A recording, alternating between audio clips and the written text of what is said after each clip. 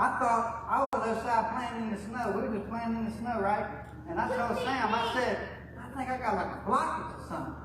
I wasn't thinking about that. I just said, I'm up in breakfast, I'm like playing in the snow, man. I was mad. I'm walking, I said, man, what is going on? I said, I think I got a blockage or something. You know, that's what they hear people when they have a heart attack. Like, they're outside doing stuff. And, you know, you've been to the doctor, they always ask you, you experience shortness of breath. I didn't know what that meant. I'm like, well, okay, but now I know what it means, man. And I answered, yeah, I think I'm having a heart attack. That's what it feels like. You cannot breathe. It's the wildest thing ever. Well, you came to move. I know. The same with God. All right, John 1:19 through 23. We got that. This is talking about John the Baptist. This is John the Apostle writing about John the Baptist. And he says something here that's prevalent and relevant today, especially in our world. Now, this is a testimony of John when the Jews sent priests and Levites from Jerusalem to ask him, who are you? Who are you? He confessed and did not deny, but confessed. Now, listen what he says. Now, this is important. I'm not the Christ. I'm not the Christ. And they asked him, what then? Are you Elijah? He said, nope, I'm not. Are you the prophet? He said, no. Then they said to him, who are you? That we may give an answer to those who sent us. What do you say about yourself? This is important. You ready? What do you say about yourself? He said, I'm the voice of one crying in the wilderness. Make straight the way of the Lord, as the prophet Isaiah said. So John's out here speaking.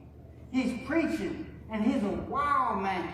The Bible said he goes out into the wilderness and he preaches with locusts and berries and honey and all this wild. He's a wild man preacher. And everybody's saying, who is this dude? Because he is wrecking everything. Who is this guy? And they went to him and said, are you the Christ? He said, man, I'm not the Christ. They said, are you Elijah? He said, no, I'm not Elijah. Who are you then? They went through all that list. And they said, man, who are you? He said, I'm not the Christ. Do you know what he said? He said, I'm a voice. That's good. He said, I'm a voice.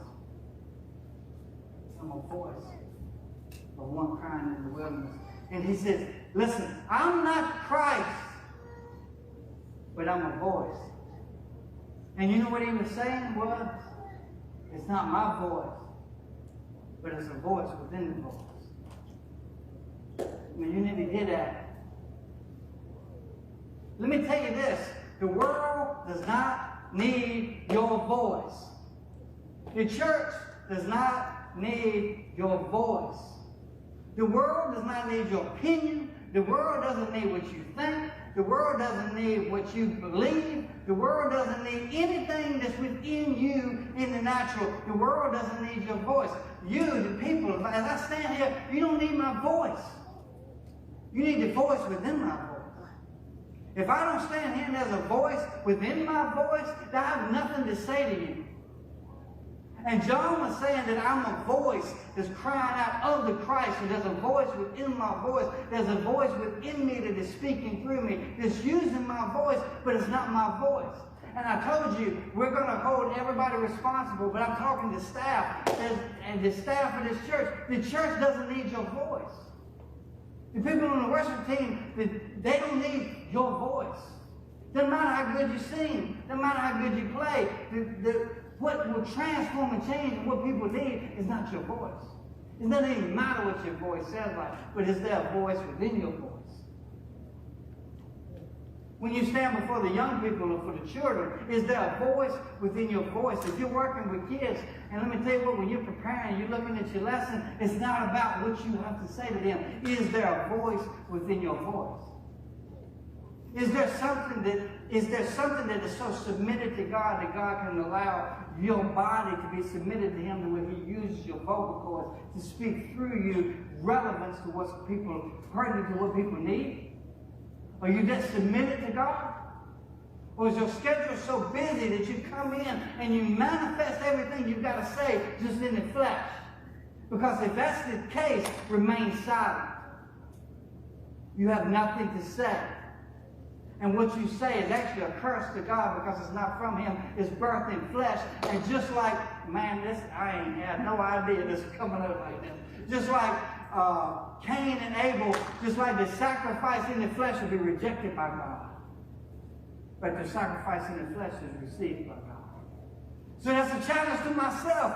And it's a challenge to you. If you hold a microphone, if you speak to people, if you minister to people, you better have something to say. And it better not be coming from you. And it better not be coming from the flesh. There's got to be a voice within your voice. You go into environments. Erica goes to the prison every 2 weeks. Man, what do you have? You have nothing to say to people in prison? You have nothing to say. What are you going to say? I hope you have a good day. You have nothing to offer them. There's got to be a voice within your voice, or you don't have anything to say. And if you don't have anything to say, remain silent. Don't say anything at all. It's better to be silent and let God speak and try to speak out of the flesh. Man, this is strong. So I'm challenging myself. How do you have a voice within your voice?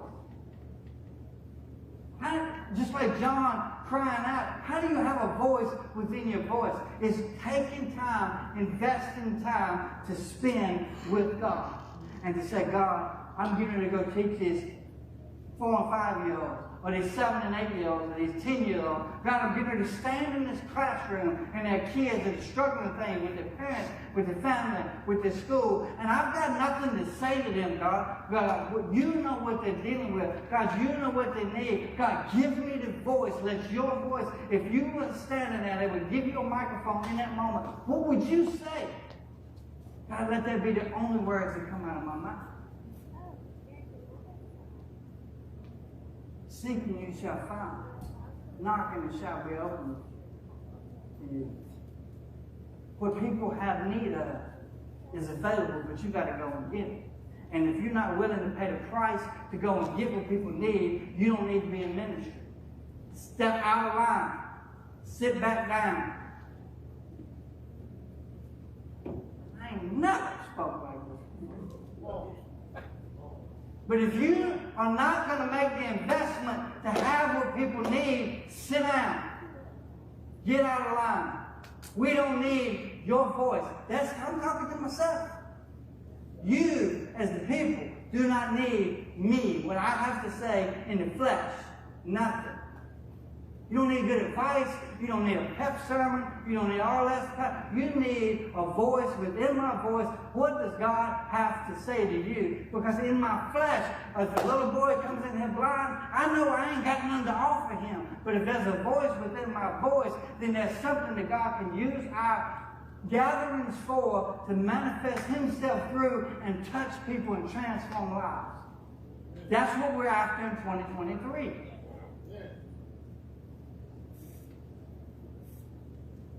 So I don't mean it discouraging nobody, but it's calling us up. I'm talking to myself. This is a challenge to me. This is a challenge to me to go and to get in the secret place. I remember Gary told me one time about this carpet. I think I've told this story. I don't know. Have I told y'all the story about this carpet right here? Well, I'm going to tell you.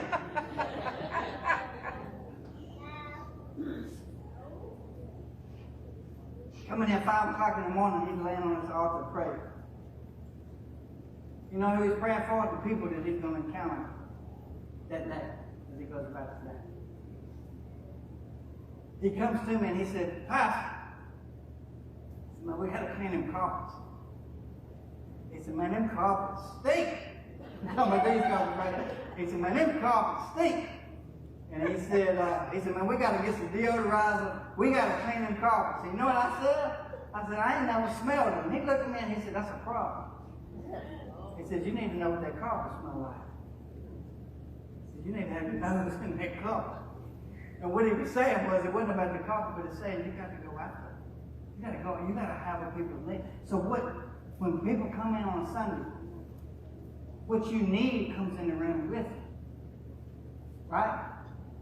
But the way I get out what you need is I got to get it on Tuesday, on Wednesday, on Thursday. I've got to pay the price. I've got to make the sacrifice. I've got to make the investment. So when I come into this room and you come into this room, that I've got from God what's needed for the room. That's the same thing with all leaders in ministry. That's why I said I'm putting responsibility on ministry, on the team, and on staff. I'm saying this, that there has to be a voice within our voice. In every area of ministry. In everything. I don't know what this looks like. But from when the service starts, worship team, sermon, kids, youth, everything that we do, we're making a commitment to you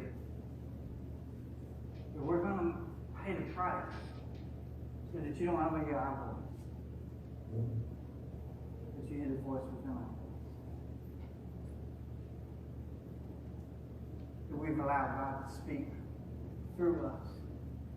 And the only thing that comes out is on His behalf, not from us.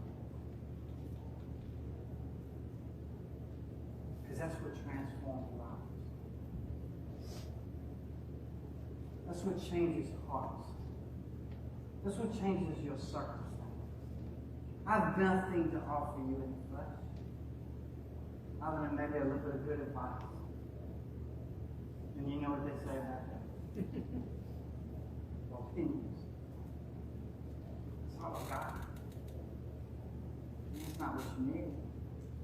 And it's not fair to ask people to come back if you've got a leader that doesn't know how to feed them. So, I want us to learn on a greater level how to feed people. I'm talking about me.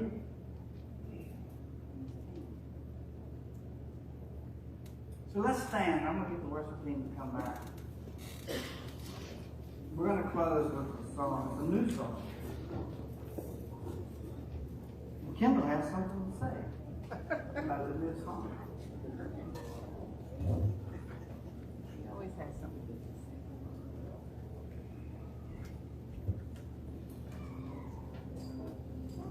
say. I know. I got to give him time. I'm going to give you time, Kendall, then you got to give me time.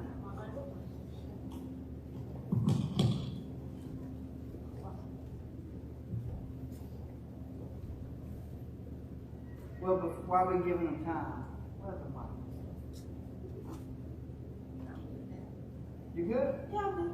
Okay, give me It cut time. off. Alright. Since we're back set up here, I felt like, as I was preparing, this is a new song, by the way. I have a verse that kind of actually ties into what Ricky was talking about. So it is a song. And the song talks about, it's basically asking the Lord to come into us and come into our lives and come into everything we're doing. And the verse that I got was Mark 11:24. It says, I tell you, you can pray for anything, but if you believe that you've received it, it'll be yours. So as we're going through this song, I just feel like as you sing it with us, this isn't something that's just said to say. If you mean it, it's going to come true. There's a part in the song that we just kind of repeat, pour your spirit out. If you mean it and you want His Spirit upon your life, it'll happen. But you have to believe that it happened. So before we jump into this, I didn't know that was a verse. She came to me and said, I got something to say for the song.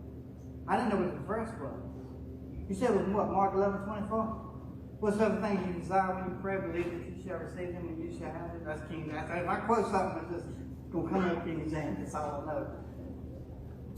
But I didn't know that was her voice. But God knew. So when God spoke to her, I don't know if it was Tuesday, Wednesday, Friday. He said, this is the scripture I want you to have. Tied in with everything I just said, I didn't know. That's what I'm saying. This is how we got to operate. There's got to be a voice within our voice. So let me tell you, God's already confirmed what he wants to say. And now we're going to sing a song. And so when God's Spirit is moving, what happens is it's not a time to be spectators. If God's doing something, there's something in what he's doing for you. So step in and receive what he has for you this morning. Right? And I won't even lie to you, I actually had something else that I planned to say, but No? God actually changed it up. No, he changed it up for me. Okay, gotcha. That's just kind of how the Lord works sometimes. He gives you one thing, and then next thing you know, he's giving somebody else something, and changes up what that you're doing too. Because I believe that that's for somebody in here this morning. So as we go into this last song, I just want to pray over everybody in here, Lord. I thank you for speaking through Ricky this morning, Lord, speaking what that you have for us. And I just pray openness. And I pray that the minds and hearts in this room, Lord, that you've touched whoever needs it this morning, Lord, with what you've had to say. And through this last song, I just pray that whoever is ready and whoever is willing to receive your Spirit, Lord, I pray that they are bold and that they know that you are going to be with them, and that to let you lead through their lives, Lord.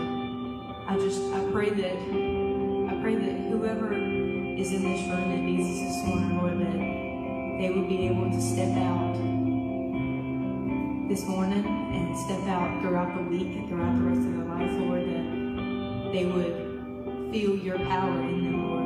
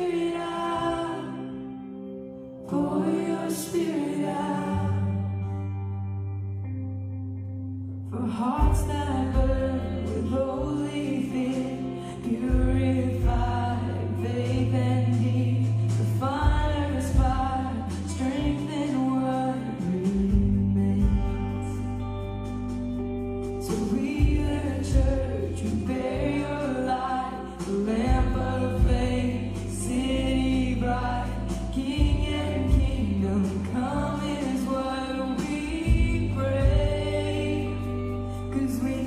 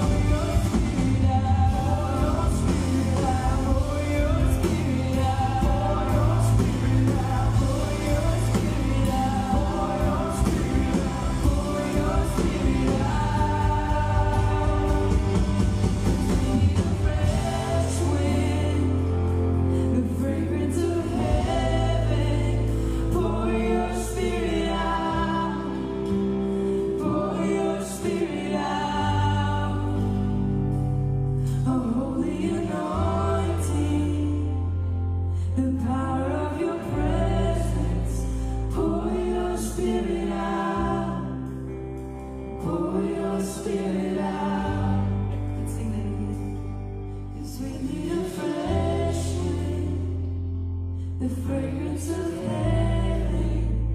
Pour your spirit out, pour your spirit out.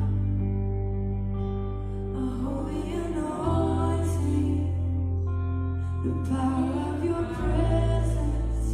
Pour your spirit out, pour your spirit out. To pour your spirit out, pour your spirit out, pour your spirit out, pour your spirit out, pour your spirit out, pour your spirit out, pour your spirit out. To pour your spirit out, pour your spirit out, pour your spirit out, pour your spirit out, pour your spirit out, pour your spirit out, pour your spirit out. To pour your spirit out, pour your spirit out, pour your spirit out, pour your spirit out, pour your spirit out, pour your spirit out, to pour your spirit out, pour your spirit out, pour your spirit out, pour your spirit out, pour your spirit out, pour your spirit out, pour your spirit out. Light of the redeemed, prophesy and sing. We can hear the wind blowing, blowing,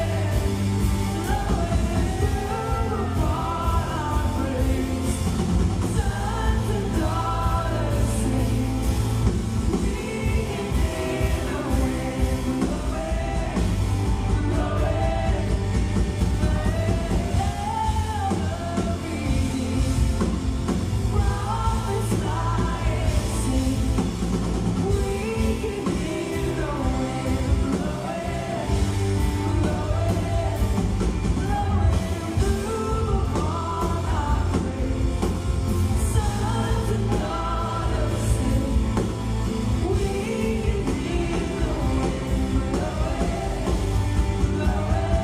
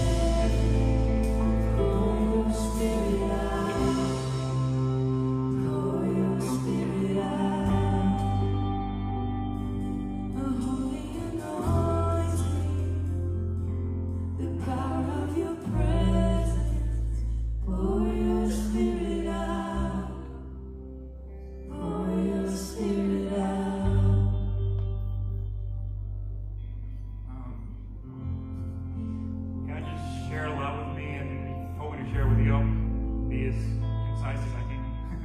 But it hit me as I was kneeling. So I couldn't do this. What, 4 years ago, 5 years ago? I don't know who remembers, but I had a knee surgery. You remember? I had a knee surgery. I had things. Long story short, I had stuff in my knee that wasn't supposed to be there. So my knee would bend from here to there. And that's it. It was like that for 2 years. So I went in for surgery, got it fixed, went through all the process. And man, I was unhappy during that whole process. It's not fun to have something like that happen. I got angry, I did all this stuff. But that was my healing process. And more than that, it took me from where I was to where I'm going. Because I've been working in a construction job. I worked for Shane doing gutters for, God, 5 years probably. That made me move from there. I got an office job. Now I'm working with Cole in the schools. I'm setting up to be a teacher. But if that hadn't happened, I would still be doing gutters because I don't like change. And I don't think God, He might have done it. I can't say one way or the other. The disease isn't from God. God is life. But whether He did or didn't cause it, He used what was going on that was bad in my eyes to push me from where I was to where I'm going. So I don't know what's going on in the room. I know some stuff. I don't know some stuff. Good, bad, up, down. Maybe God, maybe not God. But I know that He will use whatever is happening for the good of you and for the good of His people.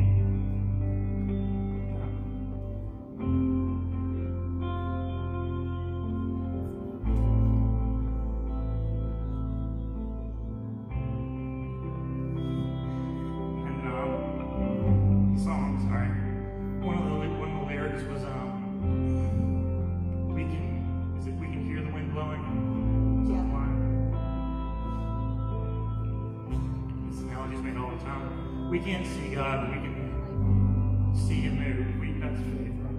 We can't see the wind, we can hear it.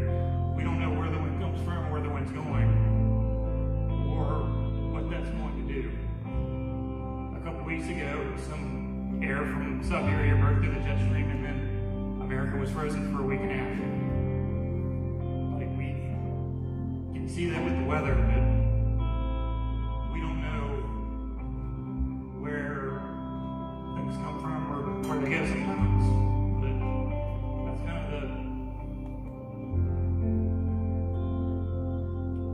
we can feel it moving in the process, I guess. And I don't really know how it ties together. That'll be something for God to put together for you guys later, or maybe this morning, I guess.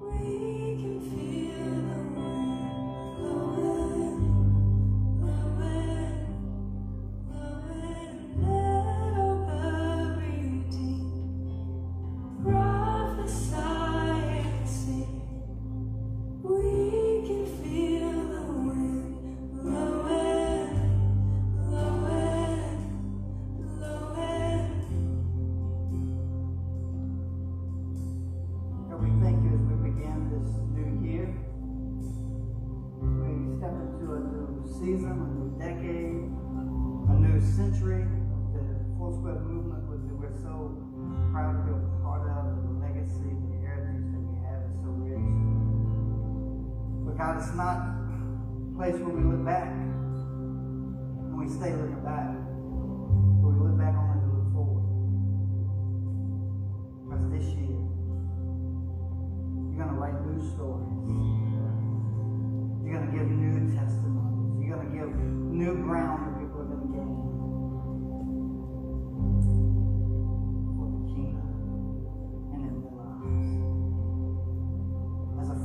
wind blows, pour out your spirit. And this is a turning point. People will look back to this moment as a turning point of, you know what, in the beginning of 2023, my faith was challenged. I rose to the challenge. I believed God. I removed obstacles. And that was the turning point for whatever the situation is in your life. Step into the current of what God is doing as this fresh wind blows. God, we thank you for who you are. Thank you for this place. Thank you for these people. God, we're a family. Let us not take that for granted when we come into this place. God, we're a family.